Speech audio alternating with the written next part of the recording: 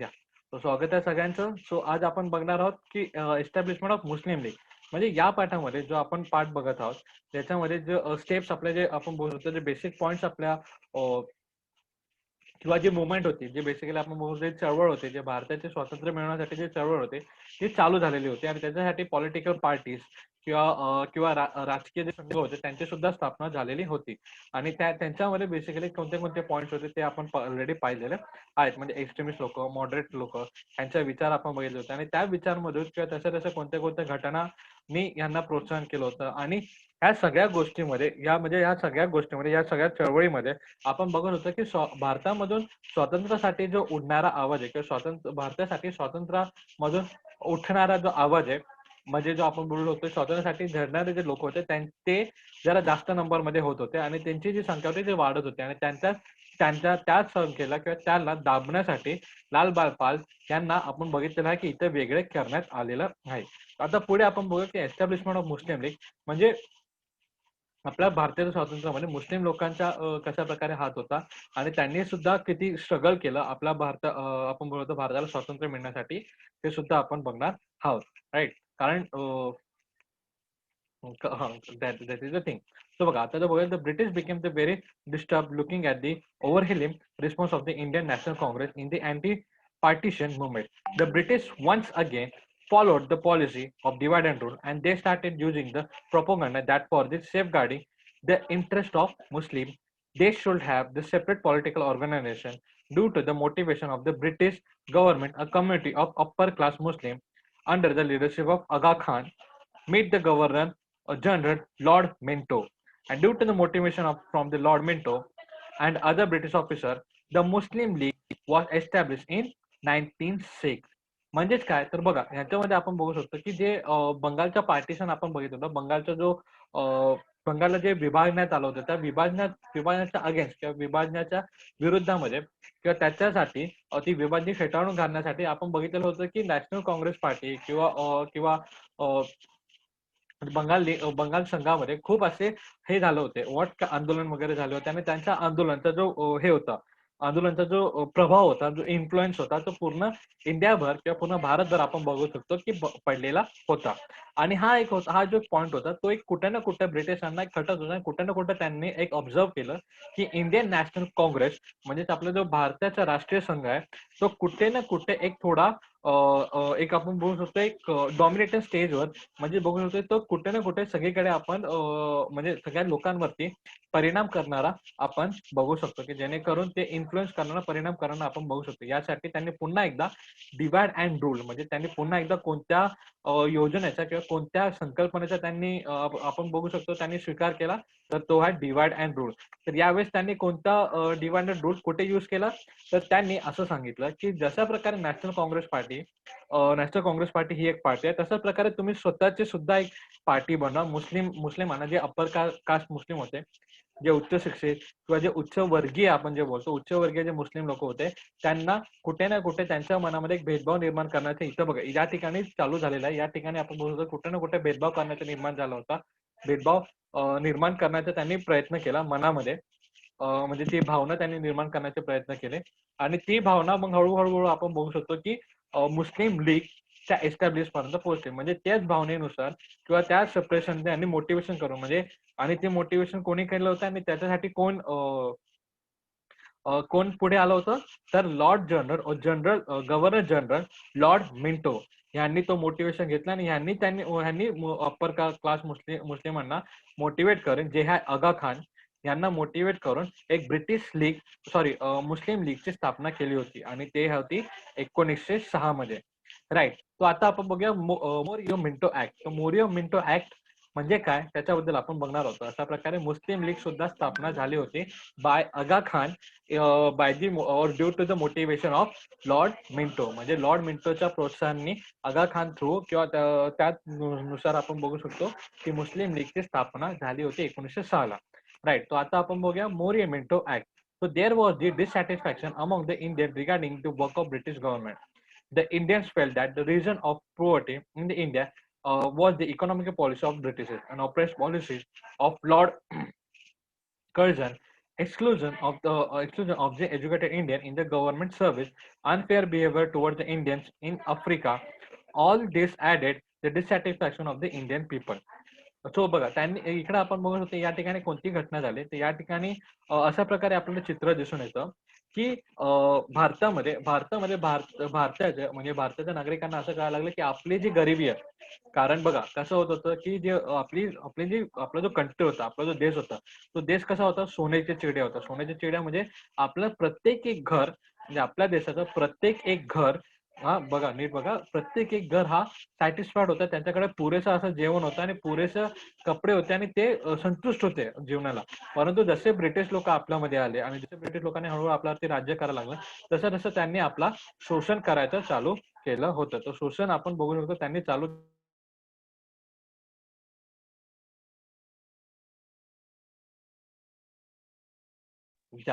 या तर अशा प्रकारे आपण बघू शकतो की त्यांनी आपला शोषण करायचं चालू केलं होतं आणि त्या शोषण करता करता आपण जे होतं आपली जी स्थिती आहे ही बदशे बदतर आणि आपण जास्तीत जास्त गरीब व्हायला सुरुवात झाली होती आणि गरीब झाल्या कारणाने म्हणजे गरीब झाल्याची सुरुवात केली परंतु त्यावेळेस आपल्याकडे पुरेसं असं शिक्षण नसल्या कारणाने कारण म्हणजे पुरेसं असं शिक्षण नसल्या कारणाने कारण आपलं शोषण होत होतं आणि शोषण कसं कोणत्या फॅक्टर्स मध्ये होत होतं तर आपल्या शिक्षणामध्ये पण शोषण होत होतं म्हणजे आपल्याला आपल्या इंडियन्सला शिकू देत नव्हते आणि प्लस आपण बघू शकतो की नंतर शिकू देत नव्हते किंवा आपल्याला शिक्षण तेवढं पुरेसं भेटत नव्हतं किंवा आपण म्हणतो आपल्याकडे आपण जे काम करतो कामगाराचं शोषण होत होतं आपल्या शेतकऱ्याचं शोषण होत होतं आणि समाजाच्या प्रत्येक एक म्हणजे प्रत्येक घटकाचं कोणत्या ना कोणत्या वेने कोणत्या ना कोणत्या रस्त्याने ते शोषण हे होतच होतं आणि प्लस आपण बघू शकत होतो की बंगालच्या फाळणीमध्ये लहान मुलांना सुद्धा जे लहान मुलांना सुद्धा मारण्यात येत होतं कारण त्यांनी एक ऍक्ट बनवलं होतं की जेणेकरून लोक हे गॅदर करू शकत नव्हते म्हणजे एकत्र येऊ न शकेल अशा प्रकारे त्यांनी ऍक्ट केला होता तो त्याचप्रमाणे म्हणजे बँडिंग गॅदरिंग म्हणजे प्रत्येक घटकांना प्रत्येक समाजाच्या आपल्या भारताच्या प्रत्येक घटकांना त्यांनी आपण बघू शकतो त्यांनी काय केलं ते शोषण करण्याचं त्यांनी सुरुवात केली होती तर जे लोक नंतर नंतर हळूहळू एज्युकेशन घ्यायला लागले जे लोक नंतर नंतर एज्युकेशन घेऊन थोडे सुशिक्षित व्हायला लागले त्या लोकांना ही गोष्ट कळत होती की म्हणजे कळायला लागली की कशा प्रकारे ब्रिटिश हा आपल्या भारताचं शोषण करत आहे राईट तो नंतर शेतकऱ्यांचे असलेले जे पॉलिसीज असो जे लॉर्ड बर्जन हे बेसिकली केलेले आहेत ते लॉर्ड कर्झन यांनी केलेल्या जे काही पॉलिसीज आहेत म्हणजे जे काही त्यांनी योजना असतात आपण जे आता पॉलिसीज म्हणतो ते पॉलिसीज योजना ते सगळ्या पॉलिसीजमुळे आपल्या भारतीयांचं कुठे ना कुठे शोषण होत होतं हे त्यांना म्हणजे आपलं जे एज्युकेटेड इंडियन होते त्यांना कळायला लागलं so as temporary remedy of discontent among the Indian, the Morley Minto Reforms Act of 1909 was passed. According to this act, the increases the number of Indian members in legislative assembly and provision of inclusion of some elected Indian representative in hold on, we can say where it is in legislative assembly was made म्हणजे विधानसभेमध्ये जे आपण आता parliament वगैरे बोलतो विधानसभा म्हणतो ज्याच्यामध्ये आपण खासदार वगैरे बघतो किंवा खासदार आमदार हे जे लोक असतात सॉरी बेसिकली आमदार लेजिस्लेटिव्ह असेंब्ली येतात तो आमदार जे आपण जे बघतो ते आमदार लोक खासदार लोक किंवा जो मंत्रिमंडळ आहे त्या मंत्रिमंडळामध्ये आपण म्हणजे ह्या ऍक्टनुसार म्हणजे झालं का होतं आपण बघा आता आपण पाहिलं की आपल्या कशा प्रकारे शोषण होत होतं तर त्यांना कळालं की इंडियन्स लोकांना आता कळायला लागलं की आपलं शोषण होतं तर ते बंड पुकारण्याच्या ऐवजी म्हणजे बंड पुकारू नये म्हणजे भारतीय लोक त्या आपल्या विरुद्ध आवाज उठवू नये त्या म्हणून त्यांनी कोणता मॉर्लेमेंटो रिफॉर्म ऍक्ट त्यांनी केला होता पास केला आणि त्या ऍक्टनुसार किंवा त्या कायद्यानुसार म्हणजे आपला जो कारभार आहे म्हणजे भारतीयांचा कारभार आहे जो प्रथमतः संपूर्णपणे ब्रिटिशांच्या निगराणीत किंवा ब्रिटिश बघत होते परंतु त्याच्यामध्ये आता हिंदी आपले जे इंडियन्स लोक होते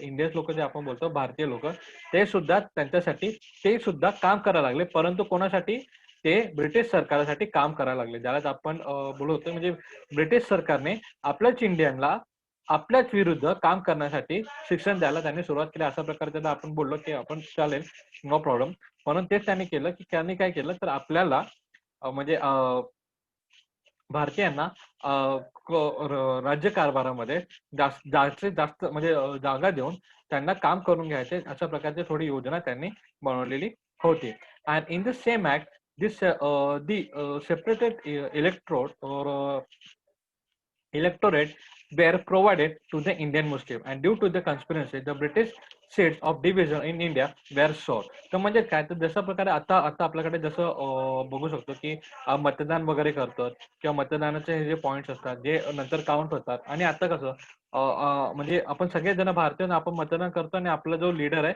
आपला जो नेता आहे तो निवडून घेतो, राईट. तर अशाच प्रकारचं त्यांनी सुद्धा केलं होतं, परंतु त्यांनी अजून एक बोलू शकतो, एक ऍडिशनल पॉईंट त्यांनी केलं होतं. कसं पॉईंट, की उर्वरित जे लोक आहेत ते आपण बोलू शकतो की एखाद्या नेत्यासाठी उर्वरित लोक आणि प्लस मुस्लिम लोक, तर म्हणजे त्यांनी मतामध्ये जे फक्त म्हणजे आपण जे बोललं पाहिजे होतं की भारतीय हा मत करतो, ह्याच्यापेक्षा त्यांनी धर्मामध्ये त्यांनी वितरण करण्याचा प्रयत्न केला. म्हणजे कसं, की हिंदूंनी एवढे मत दिले, मुसलमानांनी एवढे मत दिले, आणि अन्य कोणी जातीचे असेल तर त्यांनी एवढे मत दिले, अशा प्रकारचं त्यांनी विचारसरणी केली होती. अशा प्रकारचे त्यांनी अरेंजमेंट केली होती की जेणेकरून आपण सगळेजण पुन्हा एकदा धर्म, म्हणजे हिंदू मुस्लिम बेसिकली जे सर्वात मोठा धर्म आहे आपल्या भारतामध्ये बोलू शकतो, की म्हणजे मेजॉरिटीमध्ये आपल्या भारतामध्ये आपण बोलू शकतो हिंदू धर्माचे लोक पण जास्त आहेत आणि मुस्लिम धर्माचे पण लोक हे जास्त नंबरमध्ये.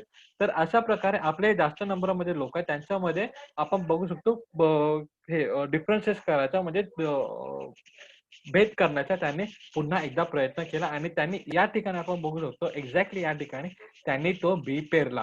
म्हणजे बी पेरण्याचं पण काम त्यांनी कसं केलं, तर बघा, पहिलं सर्वात प्रथम होतं आपली नॅशनल काँग्रेस पार्टी, म्हणजेच काय, तर आपली भारतीय राष्ट्रीय संघ होता. परंतु भारतीय राष्ट्रीयच्या अगेन्स्ट त्यांनी म्हणजे डिवाइड अँड रूल त्यांनी बेसिकली कसं केलं ते मी तुम्हाला सांगतो. आता बघा, पॉलिसी इथं पास झाली, डिवाइड, डी मी इथं लिहितो, divide and rule, A for and rule. तर ही एक पॉलिसी आहे, म्हणजे एक आयडिओलॉजी, म्हणजे एक संकल्पना त्यांची, म्हणजे तोडा आणि राज्य करा. तर त्यांनी आपल्या भारतीयांना कशा प्रकारे तोडलं हे मी तुम्हाला इकडे थोडंसं दाखवतोय. तर त्यांनी सर्वात पहिले जे आपली national Congress party, national Congress म्हणजे राष्ट्रीय संघाची जी स्थापना झाली, त्या अगेन्स्ट त्यांनी सर्वात प्रथम मुस्लिम संघाची स्थापना करवली. ओके, मुस्लिम संघाची स्थापना करवली, आणि त्यानंतर त्यांनी मतदानामध्ये सुद्धा मुस्लिम लोकांची कॅटेगरी वेगळी, म्हणजे मुस्लिम कॅटेगरी वेगळी आणि हिंदू कॅटेगरी वेगळी, अशा प्रकारे त्यांनी आपल्यामध्ये भेद निर्माण केला. म्हणजे हिंदू आणि मुस्लिम मध्ये त्यांनी भेद निर्माण केला, आणि ते भेद निर्माण करण्यामध्ये ते सक्सेसफुल झाले होते, आणि ते सक्सेसफुल झाले आहेत असं आपण बोलू तरीही चालेल, राईट. कारण ते बेसिकली सक्सेसफुल झालेच आहेत. त्या विषयावर बोलू, ते कसं का म्हणून मी हा सेंटेन्स यूज करतोय हे आपण नंतर बघणारच आहोत, राईट. तर आता बघूया लखनौ पॅक्ट. लखनौ पॅक्ट बद्दल आपण बघूया. लखनौची जी गोष्ट आहे त्याबद्दल आपण बघून घेऊया. लखनौ करार. तर लखनौ करार बेसिकली कोणाकोणामध्ये झाला तो बघा. इन दी लखनौ सेशन, म्हणजे लखनौ मधली होणारी जी सभा आहे त्याच्यामध्ये, so Indian national Congress in 1916 under the leadership of Lokmanya Tilak, attempt was made to resolve the dispute of Indian National Congress in the same year. There was the agreement between the Indian National Congress and Muslim League as known as the Lucknow Pact. तर बघा, या ठिकाणी काय झालं होतं, जो basically आपण बघू शकतो हिंदू मुस्लिम मध्ये जो थोडा भेदाभेद किंवा छेदाछेद जे इंग्रजांनी तयार केलं होतं, ते कुठं ना कुठं आपल्या म्हणजे लोकांमध्ये, सामाजिक लोकांमध्ये कुठे ना कुठं तो इम्पॅक्ट त्यांचा होतच होता. म्हणजे कुठे ना कुठे त्यांच्यामध्ये ते बी हे पेरलंच गेलं होतं की हिंदू मुस्लिम हे वेगळे आहेत, अशा प्रकारचे भावना आपण बघू शकतो. तर ही जी भावना ही कुठे ना कुठे सॉल्व्ह करण्यासाठी, आणि हे जे नॅशनल काँग्रेस पार्टी आणि मुस्लिम लीग ह्यांच्यामध्ये होणारे जे प्रॉब्लेम्स होते किंवा ह्याच्यामध्ये होणारे जे गोष्टी आहेत ते सॉल्व्ह करण्यासाठी लखनौ मध्ये लोकमान्य टिळकांच्या निर्देशनाखाली किंवा अध्यक्षतेमध्ये आपण बघू शकतो एक सभा झाली, लखनौ मध्ये सभा झाली, आणि तेव्हा असा अग्रीमेंट करण्यात आला की आणि जे काही प्रॉब्लेम्स आहे ते सॉल्व्ह करून अग्रीमेंट करण्यात आला दोघांमध्ये, लखनौ, आणि त्यालाच आपण लखनौ पॅक्ट म्हणजे लखनौचा अग्रीमेंट असं म्हणू शकतो. म्हणजेच लखनौचा करार झाला होता. तर लखनौच्या करारामध्ये काय काय ठरलं होतं ते आपण बघूया. So according to this pact, the Indian National Congress agreed to separate electorate to the Muslim, and the Muslim League agreed to support uh, the Indian National Congress in the work of getting political rights to India. So यांच्यामध्ये त्यांनी काय एक निष्कर्ष केला, त्यांनी एक असं केलं की आम्ही तुमच्या जो okay, so Lucknow Pact, according to the pact, the Indian National Congress agreed to separate the electorate to Muslims, and the Muslims agreed to support the Indian National Congress in its work of getting political rights. So Indian national Congress म्हणजे भारतीय संघाला हे basically support करतील, आधार देतील, एक एक प्रकारचं सहाय्य करतील की आपल्याला आपल्याला आपल्याला जे राजकीय अधिकार आहे ते मिळवण्यासाठी. आणि अशा प्रकारचे म्हणजे त्यासाठी नॅशनल काँग्रेसला मुस्लिम लीग हे करेल, सपोर्ट करेल.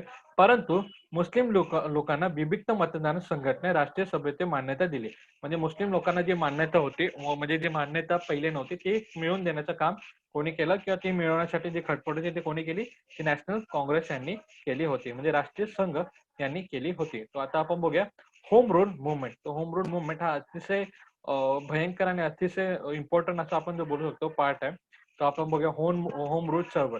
तर म्हणजे काय झालं तर बघा 1914ला when Lokmanya Tilak was release from the Mandalay jail, the first world war had begun in Europe. तर बघा जसं आपल्याला माहिती आहे की 1914ला वर्ल्ड वॉर एक झाला होता, म्हणजे सॉरी वर्ल्ड वॉर वन नाही, वर्ल्ड वॉर वन नाही. तर आपण बघूया आपण बघू शकतो की मंडाले जेलमधून लोकमान्य टिळक हे यांना सुटका भेटली होती, आणि तसंच वर्ल्ड वॉर म्हणजे विश्वयुद्ध तिथं चालू झालं होतं. And the direct consequences of this war had to beared to by Indian as well. आणि ह्याचा डायरेक्ट इनडायरेक्टली किंवा कुठे ना कुठे इम्पॅक्ट हा आपल्यावरती सुद्धा होऊ शकतो. म्हणजे वर्ल्ड वॉर टू मध्ये आपण जर बघितलं ह्याच्यामध्ये आपल्याला कळू शकतो एका साईडला जर्मन्स होता आणि एका साईडला आपण बघू शकतो जे अमेरिका, युरोप वगैरे जे कंट्रीज होते ते होते एका साईडला. सो या साईड जे वर्ल्ड वॉर टू झालेला होता त्याचे आपण रिझल्ट आपल्याला माहितीच आहे, राईट? की जे जपानमध्ये जे हिरोशिमा नागासाकी तसं जे गोष्ट झाले त्याच्यामध्ये बॉम्ब टाकण्यात आलं होतं, ही तर गोष्ट आपल्याला माहितीच आहे, राईट? परंतु वर्ल्ड वॉर टूचा जो हे होता बेसिक इम्पॅक्ट हा कुठे ना कुठे आपल्या भारतावर सुद्धा पडत होता. आणि त्यात कारण कारण त्यावेळेस असं बोललं जातं की थ्रू म्हणजे ब्रिटिशांसाठी लढण्यासाठी जी आर्मी तयार करण्यात आली होती ही बेसिकली इंडियन्सची होती असं आपण म्हणण्यात आलं. आणि ते ब्रिटिश इंडियन आर्मी म्हणून ते तिकडं समोर कधी पण फेसिंगला जात होते. तर अशा प्रकारचे एक थोडं एक अशी जी गोष्ट होती, याच कारणाने आपण बोलत होतो की भारतीयांवरती सुद्धा त्याचा परिणाम झाला होता. इवन दो आपण त्याच्यामध्ये डायरेक्टली इन्व्हॉल्व नव्हतो किंवा डायरेक्टली इन्व्हॉल्व नव्हतो, but indirectly we were in that war. So the rates of the basic necessary commodities increases, and the many restrictions were put up on the Indians by the British government, and this led to increased dissatisfaction in the mind of Indians. And in these circumstances, the Dr. Annie Besant and Lokmanya Tilak started the Home Rule movement, and the Home Rule wants the self government. So बघा basically त्यांनी home rule, home म्हणजे काय? घर. Rule म्हणजे काय? कायदा. तर आमचा कायदा, घर कायदा म्हणजे आपला कायदा. आणि घरावरती कोणाचा अधिकार असतो? कधी पण आपल्या घरावर आपलाच अधिकार असतो ना, का आपल्या घरावर आपल्या बाजूवाल्याचा अधिकार असतो? असं तर नाही ना, राईट? सो ते त्याचप्रमाणे आपण होम रूल ही जी चळवळ किंवा होम रूल मुवमेंट ही आपण लक्षात ठेवू शकतो. म्हणजे कशा प्रकारे लक्षात ठेवू शकतो की बघा 1914ला म्हणजे 1914ला जो वर्ल्ड वॉर टू झाला, वर्ल्ड वॉर टू जो आपण बोलतो की विश्वयुद्ध 2 झालं होतं. त्याच्यात मी तुम्हाला सांगितलं होतं की ब्रिटिशांनी काय केलं होतं की त्यांची आर्मी म्हणून आपले भारतीय लोक ते पाठवत असते, आणि भारताचं नुकसान म्हणजे भारताचे लोक तिथे विनाकारण लढत तर होतेच, कारण बेसिकली ते डायरेक्टली इन्व्हॉल्व नव्हते. But okay. बट त्याच्यामध्ये आपण पुढचा एक पॉईंट बोलत होतो की त्यांना लागणारा वॉरचा जो मटेरियल होता किंवा त्यांना लागणारा जो वॉरचा सपोर्ट होता तो डायरेक्ट इनडायरेक्टली आपल्या इंडियन्स कडून ते गॅदर करत होते. आणि ते जास्ती रेट वाढवून म्हणजे त्यांना जो पैसा किंवा भांडवल जो उभा करायचा होता तो ते जास्त करून कोणाकडून उपलब्ध करून घेत होते? तर भारतीयांकडून उपलब्ध करून घेत होते. तर कसे? तर गोष्टींची प्राइस वाढवणे, म्हणजे गोष्टी महाग करणे किंवा सफर महाग करणे, म्हणजे ट्रॅव्हलिंग महाग करणे. तर अशा प्रकारचे जे गोष्टी ते म्हणजे गोष्टी बेसिकली महाग करून त्यांनी तो पैसा मिळवायचा त्याने काम करत असत. आणि याच कारणाचा कुठे ना कुठे आपल्या भारतीयांना डिससॅटिस्फॅक्शन म्हणजे तो असंतोष तो पसरत होता. कारण बघा आपण बघा ना बेसिकली कसं असतं, आपण कोणत्या झगड्यामध्ये नाही आहोत, परंतु त्या झगड्याचा विनाकारण आणि डायरेक्ट इनडायरेक्टली जर आपल्यावरती जर परिणाम पडत असेल तर आपल्याला कुठे ना कुठे ही गोष्ट ही गोष्टचा राग येणारच आहे की मी त्या झगड्यामध्ये नसून सुद्धा माझं नुकसान होत आहे. दिस मीन्स वॉट की डिससॅटिस्फॅक्शन म्हणजे असंतोष आपल्या पूर्ण भारतीयामध्ये चालू राहत होतं आणि त्यावेळेस कुठे ना कुठे ब्रिटिश सत्ता हे सुद्धा कुठे ना कुठे वर खाली होताना आपण बघत होतं.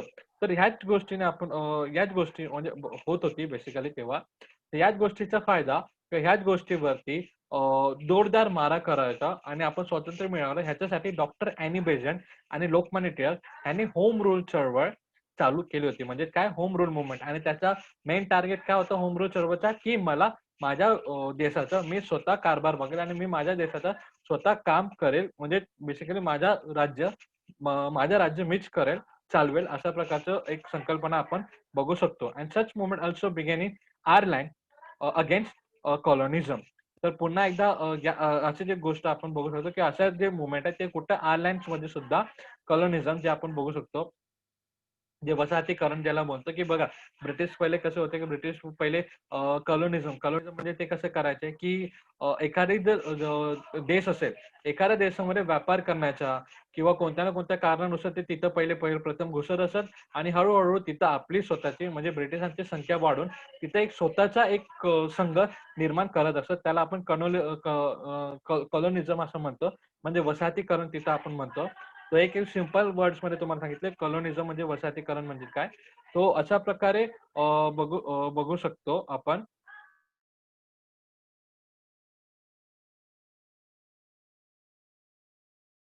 तर कम्युनिझम आपण बघू शकतो वसाहतीकरण कशा प्रकारे झाले होते. तर आयर्लंडमध्ये सुद्धा तशा प्रकारचे वसाहती होते आणि त्या वसाहतींच्या अगेन्स्ट सुद्धा होम रूल म्हणजे असे बेसिकली जे मुवमेंट्स आहेत आणि असे जे चळवळी होत्या ते तिथे सुद्धा उत्पन्न झाले होते.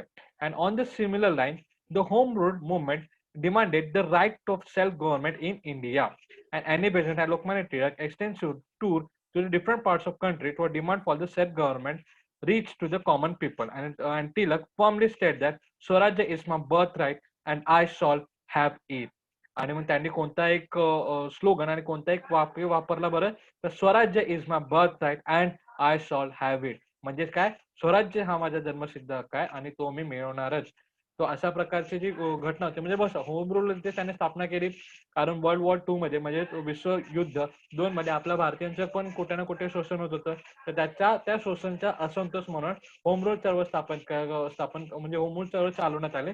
जेणेकरून त्याची डिमांड काय होते, की आम्ही आमचा गव्हर्नमेंट किंवा आम्ही आमचं कामकाज आम्ही स्वतः सांभाळू अशा प्रकारची डिमांड होती. आणि ही एक जी चळवळ आहे ही सामान्य माणसापर्यंत पोहोचावी आणि प्रत्येक एक समाजाच्या घटकापर्यंत पोहोचावी म्हणून अॅनी बेझंट आणि लोकमान्य टिळक हे पूर्ण भारतभर किंवा भारताच्या अनेक ठिकाणी ते गेले आणि तिथे ही होम रूल चळवळ त्यांनी स्थापना केली. म्हणजे होम रूल चळवळ त्यांनी चालू केली होती. आणि त्या होम रूल चळवळमध्येच आपण बघू शकतो, की लोकमान्य टिळकांनी याने कोणता नारा लावला, तर लोकमान्य टिळकांनी हा नारा लावला, की swarajya is my birth right and I I I shall have it. म्हणजे काय, की स्वराज्य हा माझा जन्मसिद्ध हक्क आहे आणि तो मी मिळवणारच. राईट. सो अशा प्रकारे आपण बघू शकतो, की कोणते कोणते सिनेरियोज इकडे झालेले आहेत. राईट. सो आता पुढे आपण नेक्स्ट बघूया की first world war in and India म्हणजे पहिला विश्वयुद्धाचा भारतावरती कसा परिणाम झाला होता. आणि देन आपण बघूया की मॉन्टेग्नेस चेम्फोर्ड रिफॉर्म ऍक्ट. तो हा पण रिफॉर्म ऍक्ट म्हणजे हा पण कायदा कोणता आहे ते सुद्धा आपण बघणार आहोत नेक्स्ट ह्याच्यामध्ये. ठीक आहे. सो याच्यात कोणाला काय डाऊट असेल तर तुम्ही विचारू शकता. Anyone have any doubt?